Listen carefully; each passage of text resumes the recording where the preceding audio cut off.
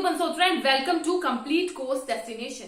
तो दोस्तों, जैसे कि हम सबको मालूम है कि हम लोग अपनी पिछली क्लास के अंदर क्लास 8 के चैप्टर 2 को डिस्कस कर रहे थे, जिसका नाम था micro organisms friends in for.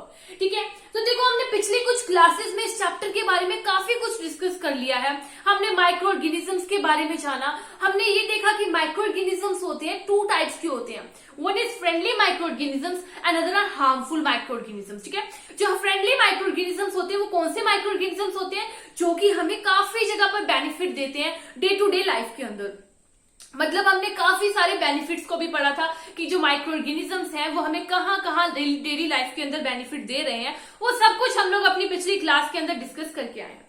तो आज की क्लास में हम लोग क्या पढ़ने वाले हैं? About harmful micro organisms. ये जो हार्मफुल माइक्रो ऑर्गेनिजम्स हैं, अगर ये हमारे दोस्त हैं तो ये हमें कहीं ना कहीं नुकसान भी पहुंचाते हैं। ठीक है, कुछ ऐसे माइक्रो ऑर्गेनिजम्स होते हैं जो कि हमारे दोस्त नहीं बल्कि हमें harm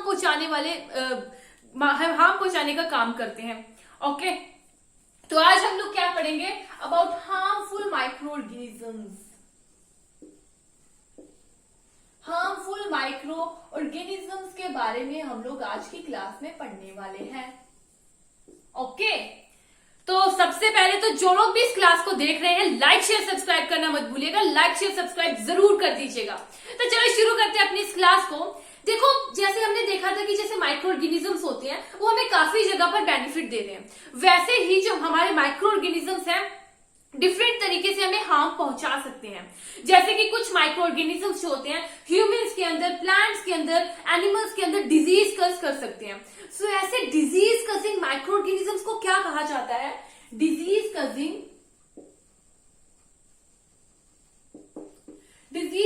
micro organisms are called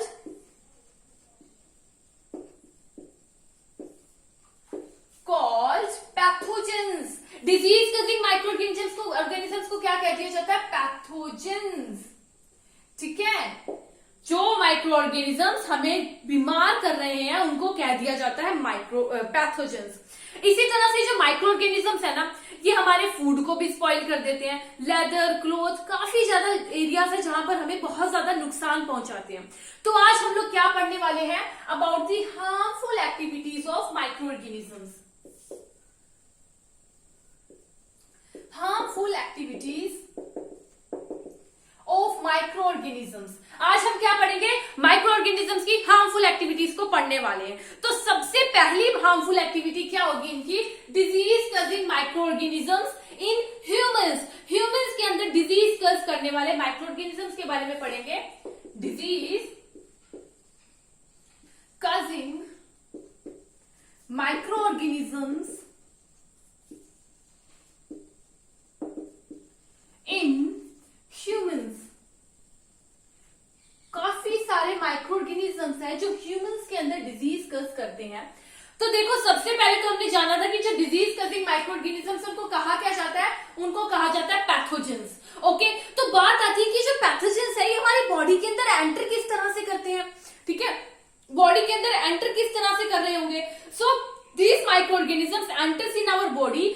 सो कैसे करते हैं एंटर? जब हम लोग सांस लेते हैं, हम लोग खाना खाते हैं, the air we breathe, the food we eat and the water we drink. कहां से एंटर होते हैं हमारी बॉडी के अंदर? From the air we breathe,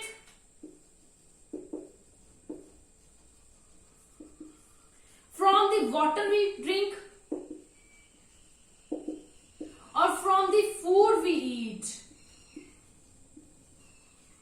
ठीक है, हम लोग जो खाना खा रहे हैं, जो पानी पी रहे हैं, जो सांस ले रहे हैं, उसके जरिए ये माइक्रो ऑर्गेनिजम्स पैथोजेंस हमारी बॉडी के अंदर एंटर हो जाते हैं और हमें बीमार कर देते हैं। अब इनके अलावा कुछ ऐसे और सोर्सेज होते हैं जहां से ये माइक्रो ऑर्गेनिजम्स हमारी बॉडी के अंदर एंटर करते हैं। वन इज इन्फेक्टेड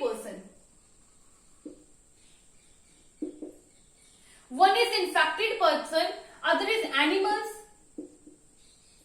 और वी कैन से इंसेक्ट्स, या फिर इंसेक्ट्स भी हो सकते हैं।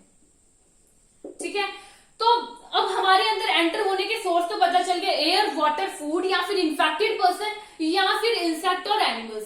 देखो, ऐसे माइक्रोब्स, ऐसे डिजीज कजिंग माइक्रोब्स जो कि एक इन्फेक्टेड पर्सन से ट्रांसफर होंगे हेल्थी पर्सन के अंदर। कौन से माइक्रोब्स? डिजीज कजिंग माइक्रोब्स एक इन्फेक्टेड पर्सन से हेल्थी पर्सन की बॉडी के अंदर एंटर कर रहे हैं, तो उनको क्या उन डिजीजेस को क्या कह दिया जाएगा? Communicable disease.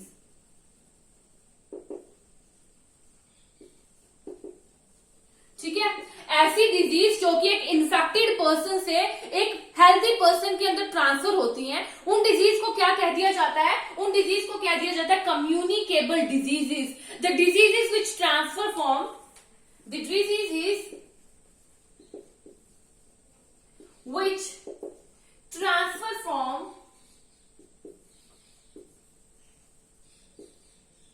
an infected person to a healthy person by physical interaction, या तो physical interaction से होगा, by physical interaction,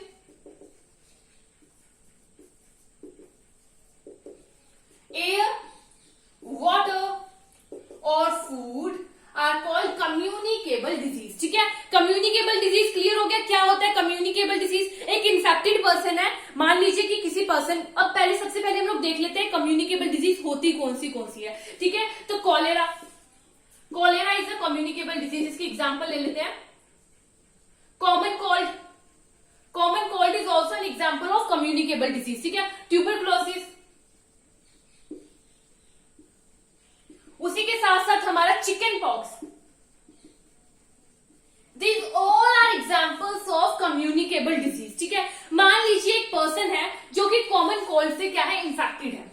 एक पर्सन जो है कॉमन कोल्ड से इन्फेक्टेड है। अब मान लो वो एक इन्वायरमेंट कहीं पर खड़े हैं और उनके पास एक नॉन इन्फेक्टेड पर्सन भी खड़े हैं। ठीक है, एक इन्फेक्टेड पर्सन है, एक नॉन इन्फेक्टेड पर्सन है, जो उनको क्या हो रखा है? इन्फेक्टेड पर्सन को कॉमन कोल्ड की प्रॉब्लम हो रखी है। अब क्या होगा? अगर मान लो वहां पर उन्होंने छींक दिया, स्नीज कर दी, अब जो वायरस होंगे वो हमारे जो हमारे मॉइस्चर ड्रॉपलेट्स होती है जो कि हमारे नोज के रास्ते बाहर आ जाएंगी, उन ड्रॉपलेट्स में थाउजेंड्स ऑफ वायरस होंगे। ठीक है, वो वायरस जो है नॉन इन्फेक्टेड पर्सन यहाँ पर खड़े, वो भी सांस ले रहे हैं, अब उनके अंदर ये वायरस एंटर कर जाएंगे। अब जो इन्फेक्टेड पर्सन था एक और जो नॉन इन्फेक्टेड पर्सन था, इनसे ट्रांसफर हो गए ये वायरस नॉन इन्फेक्टेड पर्सन में, ये माइक्रोब्स जो है इन्फेक्टेड पर्सन से नॉन इन्फेक्टेड पर्सन में ट्रांसफर हो गए, तो इसी को क्या कह दिया जाता है? कम्युनिकेबल डिजीज कह दिया जाता है। ओके, अब ये तो थे हमारे कुछ इन्फेक्टेड पर्सन का। एक एनिमल्स और इंसेक्ट्स भी होते हैं, ठीक है, जो कि कैरियर्स की तरह एक्ट करते हैं। They act as an carrier of disease causing microorganisms. ठीक है, जैसे कि हमारी आ जाती है फीमेल एनोफिल्स मॉस्किटो, इसके बारे में तो आपने जाना ही होगा। हाउस फ्लाइज, तो सबसे पहले हम लोग देख लेते हैं हाउस फ्लाइज। हाउस फ्लाइज की क्या करती हैं? Act as carrier of disease causing microorganisms. जो हमारी हाउस फ्लाइज होती है बड़ी डेंजरस चीज होती है। ठीक है, हाउस फ्लाइज से बच के रहना पड़ता है, बहुत ही डेंजरस चीज होती है। देखो, अगर कहीं हम लोग बाहर जा रहे हैं ना, तो हम लोग क्या देखेंगे? जहां पर भी गार्बेज वगैरह पड़ा है या फिर एनिमल वेस्ट वगैरह पड़ा है, वहां पर क्या करेंगे? हाउस फ्लाइज बैठ जाएंगे, यहां पर बैठ जाएंगे। अब जो वहां पर पैथोजेंस हो गए वो उनके साथ स्टिक कर जाएंगे।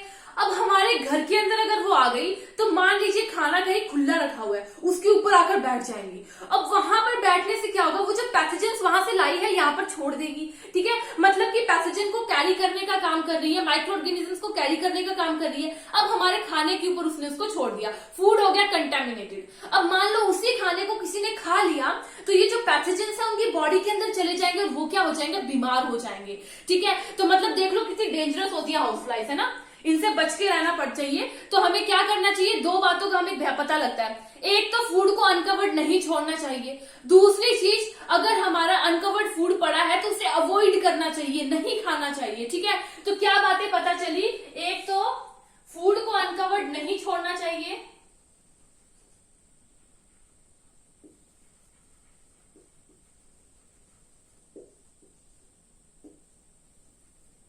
अनकवर्ड फूड को नहीं छोड़ना चाहिए, दूसरी चीज अवॉइड अनकवर्ड फूड।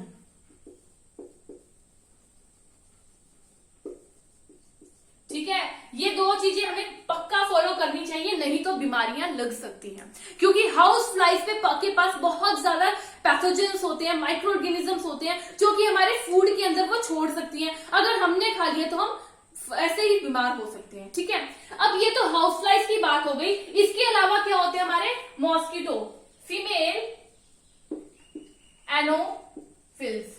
ये जो फीमेल एनोफिल्स मॉस्किटो होती है क्या कैरी करती है? मलेरिया कजिंग बैक्टीरिया को, सॉरी मलेरिया कजिंग पैरासाइट को कैरी करती है, पैरासाइट ऑफ मलेरिया।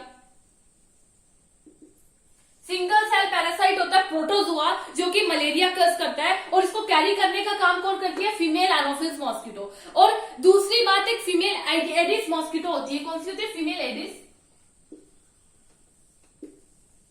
जो कि क्या करती है? डेंगू वायरस को कैरी करती है। ओके, अब देख लो डेंगू भी किससे हो रहा है और मलेरिया भी किससे हो रहा है? हमारी मॉस्किटो से हमारा मलेरिया एंड डेंगू हो रहा है। मतलब कि अब हमें क्या करना है? मॉस्किटो से बचना है, मच्छरों से बचना है, मतलब अपने घर के आसपास जहां पर भी मच्छर हैं उनसे बचना है। और किस तरह से हो सकता है? घर के आसपास पानी को इकट्ठे नहीं होने देना है। जहां कहीं मान लो फ्लावर पॉट्स हैं, ट्यूब्स हैं, या फिर टायर्स हैं, या फिर छोटे छोटे बकेट्स हैं, कहीं पर भी कूलर्स हैं, जहां पर भी पानी इकट्ठा हो रखा है उसको इकट्ठे नहीं होने देना। वाई? क्योंकि मॉस्किटोस ब्रीडिंग करते हैं उसके अंदर, वाटर के अंदर ब्रीड करते हैं मॉस्किटोस, जिसके अंदर मच्छर ज्यादा हो जाएंगे और हमें क्या क्या है? खतरा हो सकता है मलेरिया एंड डेंगू का। तो मलेरिया एंड डेंगू से बचने का क्या रास्ता है? वाटर को इकट्ठा नहीं होने देना, जिससे कि मॉस्किटोस ब्रीड नहीं कर पाएंगे और उससे जो है बीमारियों से हम लोग बच पाएंगे। ठीक है, तो ये तो हो गए हमारे disease causing micro organisms in humans. देखा किस तरह से जो डिफरेंट माइक्रो ऑर्गेनिजम्स है किस किस रास्ते से हमारी बॉडी के अंदर आ सकते हैं। अब हम लोग देख लेंगे सम डिजीजेस जो कि ह्यूमन बींग्स के अंदर आती है। देखेंगे कौन सी डिजीज आती है माइक्रो ऑर्गेनिजम्स की वजह से और उनका मोड क्या होता है, कहां से आती है, ये सब हम लोग देख लेंगे अभी।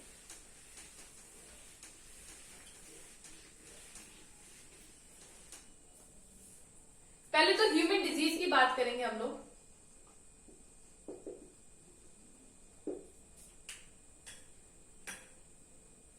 ठीक है, human disease, then causative micro organisms,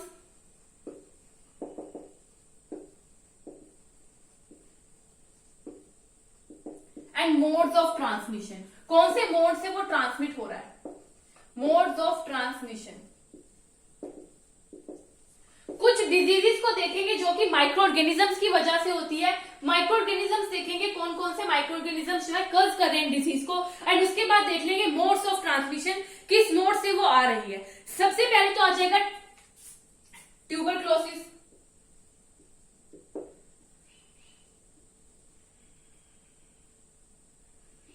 tuberculosis, ठीक है, मीजिल्स, ट्यूबरक्लोसिस हो गया, मीजल्स हो गया, वही हमारा मलेरिया हो गया, सॉरी चिकन पॉक्स हो गया,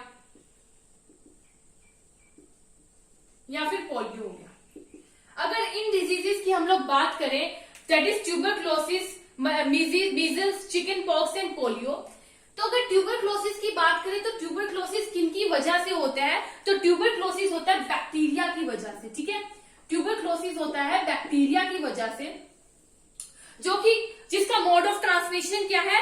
जिसका मोड ऑफ ट्रांसमिशन है मोड ऑफ ट्रांसमिशन है इसका एयर के थ्रू ये ट्रांसमिट होता है। ओके, सो ह्यूमन के अंदर होने वाली डिजीज ट्यूबरक्लोसिस, जिसको हम लोग टीबी भी कह देते हैं, जिसको हम लोग क्या कह देते हैं? ट्यूबरक्लोसिस टीबी भी कह देते हैं, जो कि बैक्टीरिया की वजह से होती है और एयर से ट्रांसमिट होती है। वही अगर हम लोग बात करें मीजल्स की, तो मीजल्स किसकी वजह से होता है? वायरस की वजह से होती है, और ये इसके मोड ऑफ ट्रांसमिशन क्या है? एयर।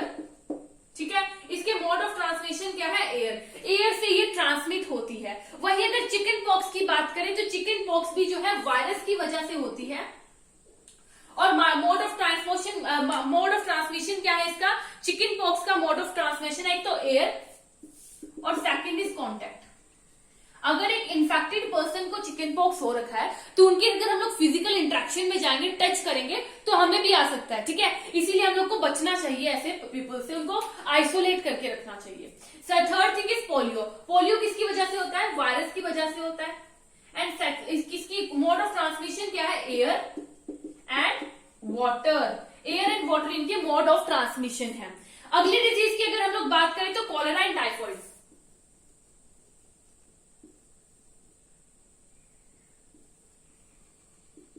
कॉलेरा एंड टाइफॉइड, ठीक है। तो कॉलेरा किसकी वजह से होता है? माइक्रो ऑर्गेनिजम्स कौन से होते हैं? बैक्टीरिया।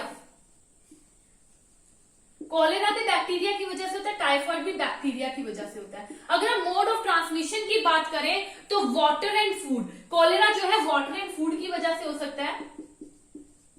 और अगर हम लोग बात करें टाइफॉइड की, तो टाइफॉइड किसकी वजह से होता है? वाटर, कंटेमिनेटेड वाटर पीने की वजह से टाइफॉइड आ सकता है। लास्ट हम लोग बात कर लेते हैं मलेरिया की। तो मलेरिया तो अभी हम लोगों ने देखा है।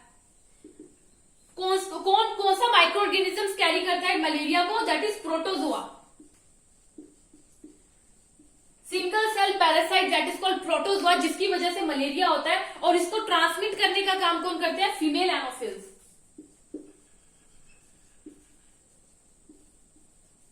मॉस्किटो। ओके, तो ये कुछ डिजीज थी जो कि ह्यूमन के अंदर होती है। कौन से माइक्रो ऑर्गेनिजम्स की वजह से होती है और मोड ऑफ ट्रांसमिशन क्या है, ये हम लोग देख चुके हैं, ठीक है। तो हमारा फर्स्ट टॉपिक यहीं पे खत्म होता है ह्यूमंस वाला, कि जो डिजीज कजिंग माइक्रो ऑर्गेनिजम्स है ह्यूमंस के अंदर कौन कौन सी डिजीज कज करते हैं। अब हम लोग बात करेंगे एनिमल्स की, ठीक है। सबसे पहले हम लोग बात कर लेंगे एनिमल्स की। देखो, जिस तरह ह्यूमंस के अंदर डिजीज कज कर रहे हैं माइक्रो ऑर्गेनिजम्स, वैसे ही ये एनिमल्स के अंदर भी हार्मफुल डिजीज कज कर सकते हैं। जैसे कि हम लोग एक एग्जांपल ले लेते हैं, एंथ्रेक्स। एंथ्रेक्स एक बहुत ही ज्यादा डेंजरस जो है डिजीज होती है, जो कि ह्यूमन एंड कैटल डिजीज है। ह्यूमन एंड कैटल डिजीज है, बहुत ही ज्यादा डेंजरस बीमारी होती है, जो कि बैक्टीरियल डिजीज होती है। ओके, कौन सी डिजीज है?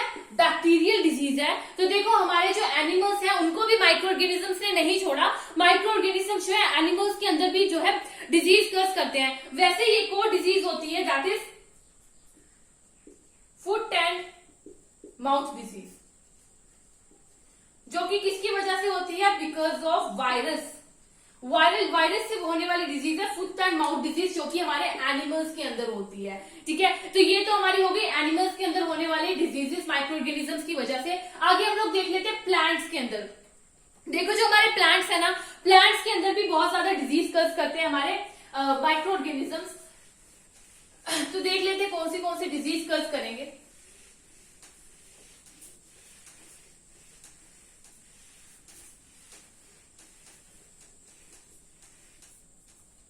सबसे पहले तो जो हमारे माइक्रो ऑर्गेनिजम्स होते हैं, डिफरेंट प्लांट्स, जैसे कि एप्पल प्लांट हो गया, एप्पल का प्लांट हो गया, वीट हो गई, राइस हो गए, वीट हो गई, राइस हो गई, एप्पल हो गए, पोटैटो हो गया, शुगर केन हो गया, ऑरेंज हो गया, शुगर केन हो गए, ऑरेंज हो गए। इन सभी प्लांट्स के अंदर जो है डिजीज कज करते हैं माइक्रो ऑर्गेनिजम्स। इनके अलावा और भी कई सारे प्लांट्स होते हैं जिनके अंदर जो है माइक्रो ऑर्गेनिजम्स जो है डिजीज कज करते हैं। इनसे क्या होता है? इनकी यील्ड जो होती है ना क्रॉप की, डिक्रीज हो जाती है। जो क्रॉप की यील्ड होती है वो डिक्रीज हो जाती है। और इन डिजीजेस को प्रिवेंट कैसे किया जाता है? By the chemical sprinkling. जो केमिकल्स होते हैं उनको स्प्रिंकल कर हम इन डिजीज को जो है भगा सकते हैं। बाकी अगर बात करें डिजीज की, तो कौन सी डिजीज हो जाती है प्लांट्स की, प्लांट्स के अंदर, वो हम लोग देख लेते हैं। तो सबसे पहले तो होगी हमारी सिट्रस, ठीक है, citrus disease.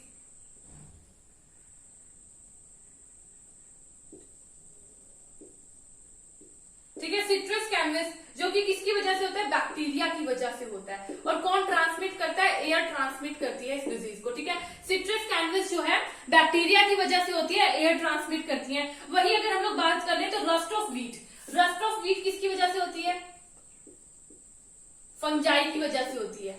Rust of wheat किसकी वजह से होती है? फंजाई की वजह से होती है। इसको कैरी कौन करता है? एयर एंड सीड्स, ठीक है। एयर एंड सीड्स कैरी करेंगे इस डिजीज को। वैसे अगर हम लोग एक और डिजीज की बात करें तो that is yellow vein mosaic. Yellow vein mosaic of bhindi. Yellow vein mosaic of bhindi जो कि किसकी वजह से होती है, वायरस की वजह से होती है।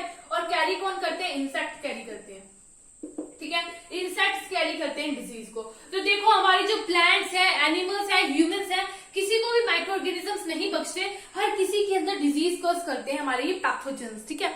तो ये तो हो गया हमारे डिजीज कॉजिंग माइक्रो ऑर्गेनिजम्स की बात। अब इसके बाद हमारा टॉपिक आ जाता है दैट इज फूड पॉइजनिंग, ठीक है। फूड को किस तरह से माइक्रो ऑर्गेनिज्म स्पॉइल करते हैं, लेकिन इस टॉपिक को हम लोग आज डिस्कस नहीं करेंगे।